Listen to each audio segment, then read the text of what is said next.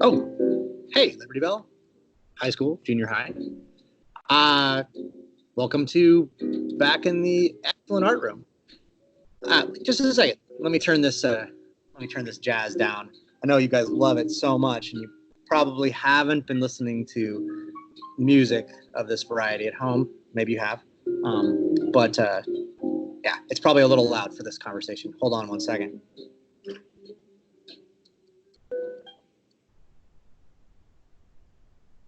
Okay, great. So we'll leave that softly on in the background. Jazz. It's good for that.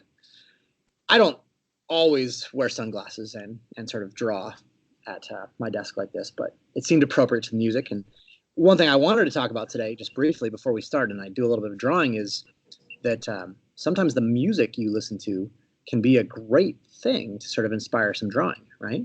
No matter what, I think it kind of helps, like, kind of get you in this like little zone, right? Kind of helps you sort of push other things aside and maybe do a little bit of focusing. So I do not always listen to jazz. I play it in the classroom just because I figure you guys don't hear it very much. And it is sort of nice, like background, doesn't have a lot of words. Speaking of blurry backgrounds or soft backgrounds, I do want you to notice, and especially maybe if you have at one point in time taken a photography class at school, the blurry background behind me right now. This Skype feature that you can sort of blur the background is kind of interesting, right? In photography, sometimes you do that in order to keep the focus on the subject. So similar to what you might do when you're drawing a picture, right? You have more details and sort of more sort of sharp, like focus stuff up in the front, and then sort of blurry things in the background to sort of make them a little less important and have them sort of fade away. So it works in Skype. It works in photography by focusing, right, on the subjects. But you can also do it in your art. You can sometimes put more detail on the things in front and less detail or like duller colors, more faded things in the back. So kind of nice. The one other thing that we will just briefly chat about before I do a little bit of drawing today is this new excellent art room that we have to my left or my right. I can't remember honestly which side that thing shows up on. I was a little stumped the other day because I started thinking about like an acronym, right? The acronym is like taking the first letter from different things and then putting them together to make a word. And I wanted this to, I thought it might be more fun or whatever if this had a slightly better acronym. So it was like back, that's a B. And then in the, I think those like smaller words, like we usually leave those out of the acronym. And then art room. But I was like, wow, it's kind of like an empty art room or sort of everybody's art room. And then I was like, oh no, I like the excellent art room. So this can be back in the excellent art room can be our acronym for this. And for me personally, that is true. This is an excellent art room. I haven't visited a lot of other art rooms, but I do feel like this is a pretty good space. You know, when I look around, when I sort of kind of organize it a little bit and sort of put things away and pull things out, like it's pretty functional. It works pretty well. So hopefully at home, you know, you're finding some function and you're finding a way to organize things and keep things in order, so you can find them when you need them, or you can not find them, but you know where they are. Because again, you know, this is optional. This is it's meant to sort of be something you can use if you want, but you don't have to. You're not going to be graded on it. You're not going to be graded on anything we give you when you take it home or when you get it at home from your bus drop zone or your bus stop. But still, if you want to find it, organizing it is a good thing. But then also personally, like I like bears. You guys know that. Illustrated all those bear books. I'm drawing bears and wolverines for you as examples all the time, even in classes where it doesn't make any sense. So it goes, you know, stuff you're interested in. That's what you do. Stuff you're curious about. Today, in honor of the back in the excellent art room acronym, I'm going to draw some bears. Pure and simple, no big lesson, no big sort of, you got to learn this or anything like that. This is just like me, Mr. Brooks, talking out there to no one that's probably listening, and drawing some bears. When I start drawing, I will take these sunglasses off because I won't be able to see very well.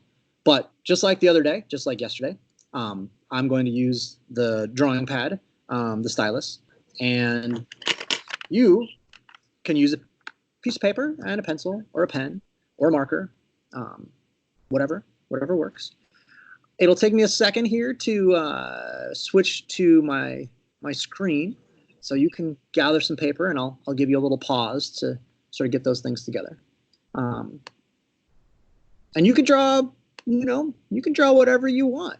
You can draw bugs, you could draw trucks, you could draw robots, you could draw squirrels, you could draw people, you could draw just shapes. In honor of the jazz music that we're listening to, or maybe whatever music you're listening to at home, I'm going to try to draw some bears who are dancing and maybe playing some instruments. So, in today's drawing, oh, look at that. I made this mark, right? I do this all the time. I made this mark, and I don't really like it, but I am not going to erase it. I'm going to turn this into a polar bear with sort of a very funny looking, but maybe jazzy sort of mustache, right? Now, again, I did not plan on doing that, but that's okay. I think it might actually work. And then up here, we're going to draw like his other ear. And we've got a little bit of like, shaggy sort of fur on top of his head, right? And then this I think is going to be a saxophone playing bear. And honestly, if I am perfectly honest, I don't know exactly what a saxophone looks like, but I know it has some keys, and those keys are kind of up on the top and they're on both sides. So I'm gonna draw some little circle shapes in a couple different places. And I could do some research, if this was a book, right? If I was like, once upon a time I illustrated this book called The Polar Polka, and I wanted to be really honest and sort of kind of fairly good about what the instruments look like. So I did some research and I figured it out. But for this drawing now, I know I've got the saxophone, and it's got this kind of like curve to it, and then there's the big like open part there at the end. Mine looks like it maybe was made with some materials from the hardware store. It's not quite as smooth and refined as a true saxophone. It's a little chunky, but that's good. That's good. Still can play. Still can play some mean licks, some tunes, right? Put my bear here, and he's kind of in a nice like jazzy, sort of relaxed, sort of like pose. He's got that saxophone. His other arm is important. It's gonna come up here, and with a saxophone, you play with like, whoa, what just happened? You know what? I'm gonna undo that. No, holy cow! There might be no going back from this. What is going on? Oh man! All right, now I am gonna undo that. I'm sorry. That's not a mistake that I can like. That'd be like if you just spilled ink all over your entire drawing. Sometimes you just have to start over. In this case, I don't want to start over because it takes so much time. But I just hit the undo key.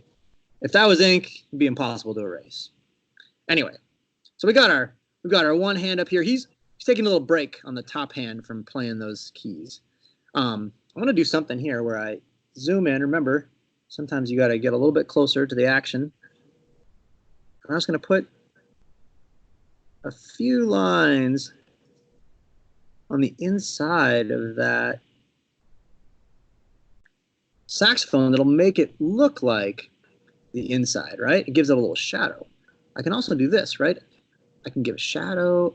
I could also make it look shiny by putting some like wavy lines on it. So if you were like, if you're drawing a robot or if you're drawing a machine, right? Maybe you might do something similar where you want to make it look like metal. So you could put some like little shiny marks on it here. Now here's my other leg is gonna kind of right out here. Like this bear is sort of leaning in to his horn. And these little lines here, these are just gonna be lines to give it like a little sort of fun sense of movement, and also, you know, kind of some hair maybe is good for this curly mustached like saxophone playing polar bear. So we got that guy. I like that. I'm not going to worry about completing his feet. Right? That's the thing. Like we don't have to make 100% like amazing pictures all the time. Just talking, just it's like listening to some music, just drawing can be a good way to spend some time. Over here, so we got our one bear who's playing some music. Oh, let's do this. Let's give it a couple little music notes, right? So sometimes when you have no words, right? If you're not writing a story, you can just put little symbols, and it helps people know what's going on. I could even draw some little sound waves, right? So look at that. We got curly wavy lines here for the music coming out. We've got some lines on the saxophone for shiny metal. Even draw just a few more details where we make it look like that metal was put together with some little rivets, right? I don't think they really make saxophones like that, but it makes the saxophone sort of texture kind of cool. In addition to just the extra little bits I could put on the keys, right? Okay, so there's my saxophone playing bear. Now over here,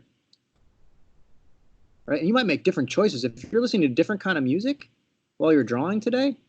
You might have like a totally different energy in your drawing. Your drawing could be crazy if you're listening to some really loud music, but my drawing is going to be kind of quiet, because my music is pretty quiet today.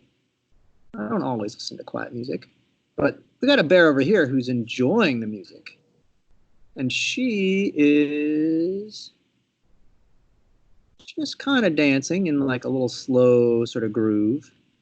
She has longer hair than my other bear, so I keep doing funny things with the making funny marks. But I think I'll make it look like she has one hand sort of way up in the air, one arm way up in the air, and one hand sort of out there, sort of a dancing sort of pose. Now, what about this little mistake I made right here? The thing that I didn't really like. What if I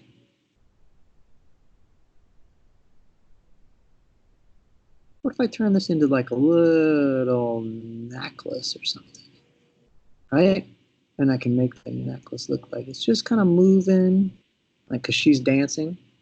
Yeah. So anyway, got one bear playing the saxophone. We've got another bear over here sort of definitely enjoying the tunes. And I'll make her look like she's moving by putting like one foot sort of like up in the air. Now, okay, drawing a foot sort of up in the air, that might sound hard, but look at that. I just drew like a big curve. Like I'll kind of retrace that. And then I put the foot right there, and then I drew another curve, like it's kind of scrunched up, right? And we'll draw our other leg sort of down here. None of these bears have feet today. Great. Just keep our focus on some of the other things, because we don't have to worry about it all at once, right? We can just try things out and see how they work. I'm gonna add a few more details up here. I decided that I want it to look like this hand is facing up instead of down. So I'm gonna draw just a few more little bits there, right? It also gives kind of this paw has some detail and this paw has some detail. I kind of like that. I think I might also, let's see. She doesn't really have an outfit on, but I think just for some extra little details,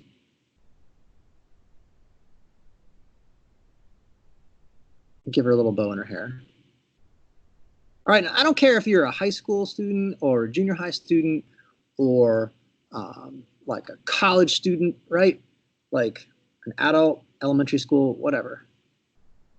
When you're drawing and you sort of want to express like a personality or sort of tell us more about somebody, like you can find details. And that could be in like a cartoon character or it could be in something realistic. You're kind of just always looking and sort of observing. Those bears are taking up a pretty good amount of that page, and I've probably already taken up a fairly good amount of your time. You know, I've got a little extra space over here, right? I could, if I wanted to, I could draw. I'm gonna draw really lightly.